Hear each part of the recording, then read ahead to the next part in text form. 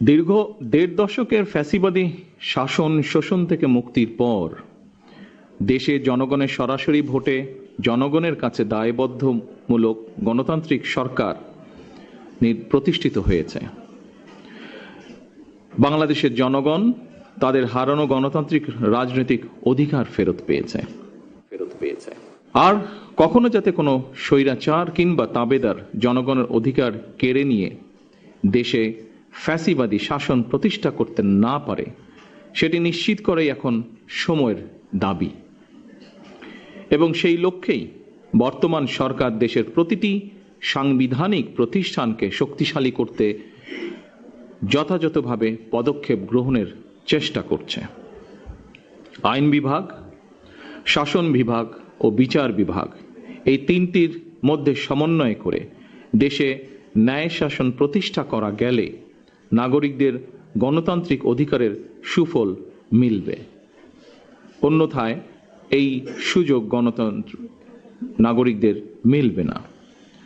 সামাজিক ভারসাম্য, সমতা এবং অধিকার নিশ্চিত করতে ন্যায় প্রতিষ্ঠা আধুনিক রাষ্ট্র ব্যবস্থার অন্যতম উপাদান, যা মূলত নৈতিকতা, আইন এবং মানুষের প্রাপ্য অধিকার প্রতিষ্ঠার একটি মৌলিক দিক। ন্যায়ের শাসন প্রতিষ্ঠায় বিচারকদের ভূমিকায় মুখ্য। এ কারণেই স্বাধীনতার ঘোষক শহীদ রাষ্ট্রপতি জিয়াউর রহমান সংবিধানের ৪র্থ সংশোধনীর মাধ্যমে হরণ করা বাংলাদেশের বিচার বিভাগের স্বাধীনতার দ্বার উন্মুক্ত করেছিলেন। কিন্তু ফ্যাসিবাদী শাসন আমলে বিচার বিভাগকে দলীয় আদালতে পরিণত করা হয়েছিল।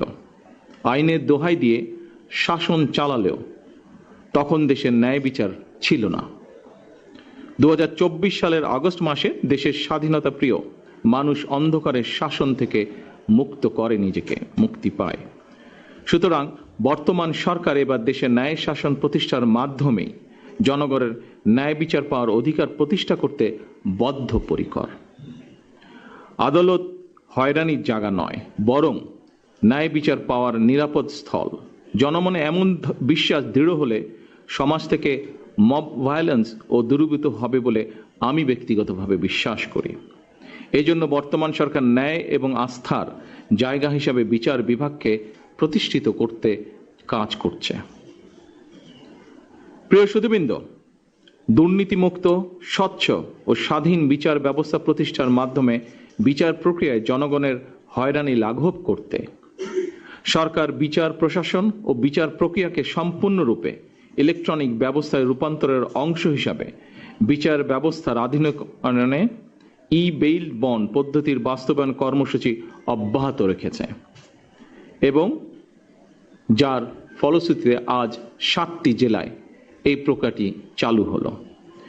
দেশের সকল আদালতে ই-বেইল বন্ড পদ্ধতি চালু করা গেলে জনগণের বিচার প্রাপ্তিতে বিলম্ব ও বৈষম্য দূর করে ন্যায় বিচার প্রতিষ্ঠার সহায়ক হবে বলে আমরা বিশ্বাস করি। ন্যায় বিচারে বিলম্ব করা মানেই ন্যায় বিচারকে উপেক্ষা বা অস্বীকার করা। আমি আশা করি বিচার বিভাগ, কারা কর্তৃপক্ষ এবং সংশ্লিষ্ট সকল প্রতিষ্ঠান আন্তরিক উদ্যোগ নিয়ে ই-বেইল বন্ড ব্যবস্থাকে এগিয়ে নিয়ে যাবেন। আদালত থেকে জামিন পাওয়ার পর আদালতের বিভিন্ন দপ্তর ঘুরে জামিননামা হাতে পৌঁছতে কয়েকদিন সময় লাগার কারণে সংশ্লিষ্ট ব্যক্তির কারামুক্তি হতে দেরি হয়। এটি আইনের শাসন হলেও ন্যায় বিচার কিনা এ নিয়ে প্রশ্ন করার সুযোগ হয়তো রয়েছে। ফ্যাসিবাদী শাসন আমলে আমরা দেখেছি আইনের দোহাই দিয়েই এমনকি রাতের বেলা আদালত বসিয়ে ভিন্ন দল এবং মতের শত শত মানুষকে শাস্তি দেওয়া হয়েছে। সেগুলো অবশ্যই ন্যায় বিচার ছিল না, বরং আইনি বিচারে আইনের অবিচার চালানো হয়েছিল। আইনের শাসন এবং ন্যায় বিচার বিষয় দুটি একটি আরেকটির পরিপূরক। আমার কাছে মনে হয় রাষ্ট্রে আইনের শাসনই শেষ কথা নয়, বরং ন্যায় বিচার প্রতিষ্ঠাই হচ্ছে গুরুত্বপূর্ণ। এ কারণেই বর্তমান সরকার রাষ্ট্র এবং সমাজে আইনানুগ ন্যায় বিচার প্রতিষ্ঠা করতে চায়। ন্যায় বিচার প্রতিষ্ঠার জন্য প্রয়োজন ন্যায়পরায়ণ বিচারক। আমি মনে করি জামিন প্রক্রিয়ায় ই বেইল বন্ড ব্যবস্থা বিচার প্রার্থীদের ক্ষেত্রে বিচার প্রতিষ্ঠার যাত্রাপথে একটি উল্লেখযোগ্য ধাপ।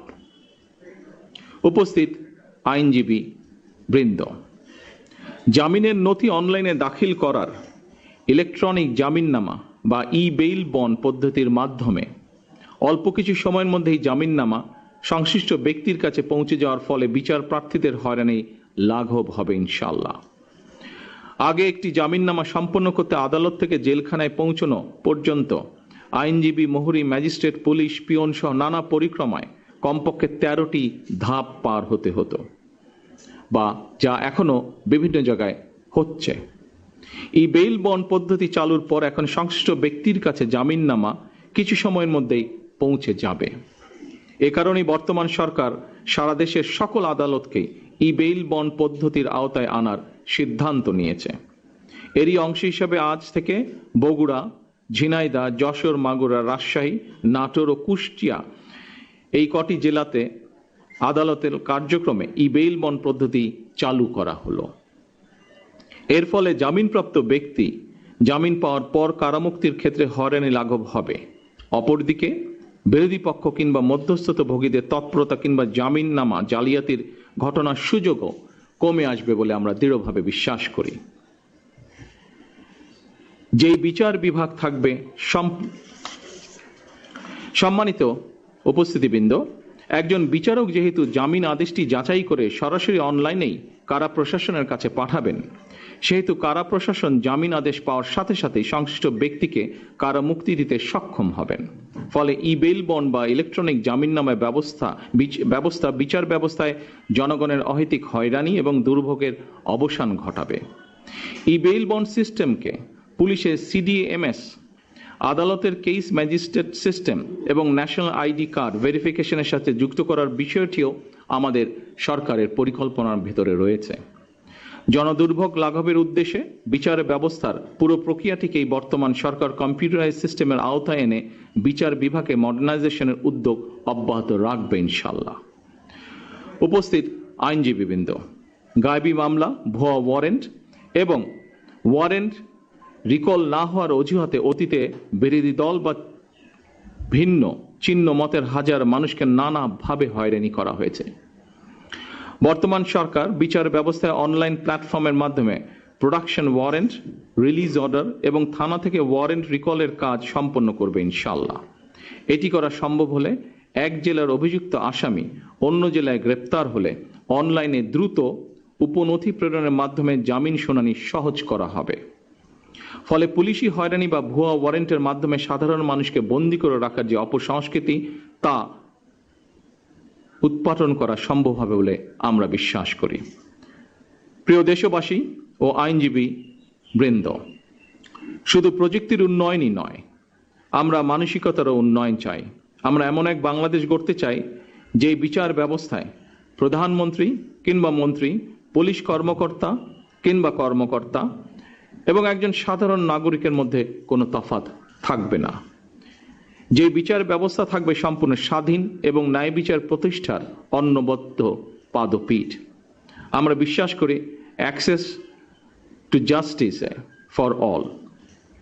ন্যায় বিচার কোনো দয়া বা করুণার বিষয় নয়, এটি প্রতিটি নাগরিকের সাংবিধানিক অধিকার। আজকের এই ডিজিটাল উদ্যোগ সেই অধিকার প্রতিষ্ঠার পথে একটি বিশাল মাইল ফলক। আমি আইন মন্ত্রণালয়, কারা কর্তৃপক্ষ এবং এই সিস্টেমের নেপথ্যে কাজ করা সকল আইটি বিশেষজ্ঞ ও কর্মকর্তাদেরকে জানাই আন্তরিক ধন্যবাদ।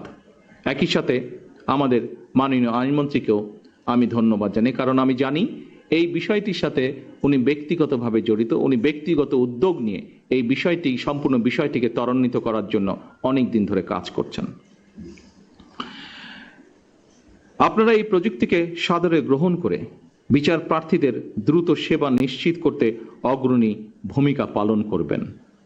আইনজীবী এবং বার অ্যাসোসিয়েশনের সকল সদস্যের প্রতি আমি এই আহ্বান রাখছি, আসুন আমরা সকলে করি। একই সাথে এখানে আরেকটি বিষয় আমি উল্লেখ করতে চাই। মাননীয় আইনমন্ত্রী সহ এখানে বিভিন্ন প্রশাসনিক কর্মকর্তাবৃন্দ উপস্থিত আছেন। বিশেষ করে যারা জেল কর্তৃপক্ষের সাথে বা সেখানে যারা কাজ করেন। আমি নিজেও 18 মাস জেলে ছিলাম। আমার একটি অভিজ্ঞতা আপনাদের সাথে খুব সংক্ষেপে আমি শেয়ার করতে চাই। আমি দেখেছি জেলখানায় যতজন মানুষ বন্দি কয়েদি যেভাবেই তাদেরকে আমরা ডাকি না কেন, তার মধ্যে আমার অভিজ্ঞতা হচ্ছে প্রায় 30% মানুষ আছে গরিব মানুষ, যারা বিভিন্ন কারণে জেলে গিয়েছে।